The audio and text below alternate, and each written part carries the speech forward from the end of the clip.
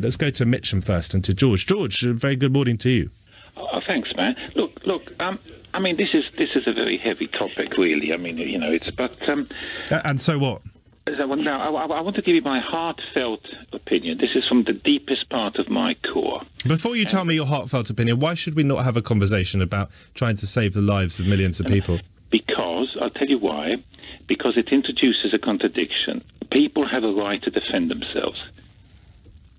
I do believe that. I believe people should be willing to die a death defending themselves against what matters. All right? They shouldn't be helpless. But that comes down to every last human being who wants to defend themselves, just like animals in nature defend themselves. If you corner a rat, it'll probably bite you in its final moments.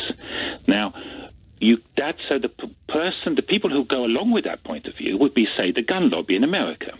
They believe that every individual has a right to own the means to defend themselves or to train themselves in such a way that they can defend themselves. Now, would you agree with that, Matt? I'd agree that would probably be the arguments put forward by the gun lobby. I don't think that guns help create peaceful scenarios. They'd go on. No, but sorry, we're talking about two different things.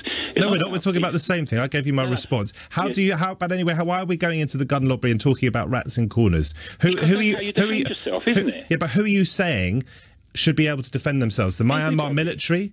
The Syrian dictatorship, Vladimir Putin? Whose side are we on here? No, wait a second. All the people that you have listed as perpetrators have the ability to defend themselves. Their victims do not. Now, what I'm saying is, for example, if you could give weapons, like, for example, during the Warsaw Uprising, the British and the Americans did attempt to drop weapons on the Polish resistance to help them. And that has been done in a number of places in other parts of the world, in history. Now, but the fundamental point, the principle I'm trying to make is that we can't be squeamish about it. If we want people to be able to stand up, we have to accept that people have to be able to defend themselves. And that means owning things like gun or becoming good at martial arts or knowing how to handle a knife and all that sort of stuff. Now, if all the people in Myanmar were like kung fu monks, this problem would have arisen, wouldn't it, in the first place? Well, I'm just not sure that the Rohingya refugees, hundreds of thousands of them have been displaced, and at least 7,000 people killed in the first month, as I understand it to be the case. I mean, they're not going to be kung fu monks, aren't they? I mean, for a start, it's a different religion that they sign up to. Well, no, wait a second. Look, if that's the case... What are you calling for? Would you like, as I would...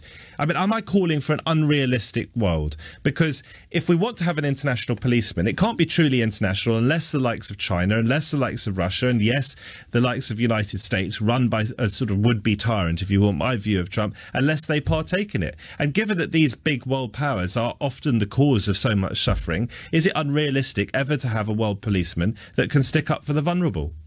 No, Bob, no, I'm sorry, Matt. That's not possible. Nobody can defend you.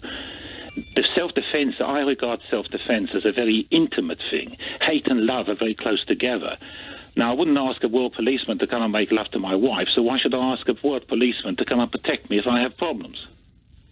You're saying each dog for itself, are you, George? I don't mean that in a selfish way. I actually mean that I genuinely believe that people should be encouraged to defend themselves. But how can people defend themselves in Idlib when they are defenceless unless they are themselves terrorists, essentially? Well, exactly. How can they defend themselves against the Syrian regime and the full might of Russia? Now, wait a second. The first people that have to defend themselves is the terrorists, because the terrorists will not even allow you to leave. They need you as a human shield. So I would say we drop 100,000 Kalashnikovs on the civilians of Idlib and say to them, deal with the terrorists. All right, George. Thank you. In Mitcham.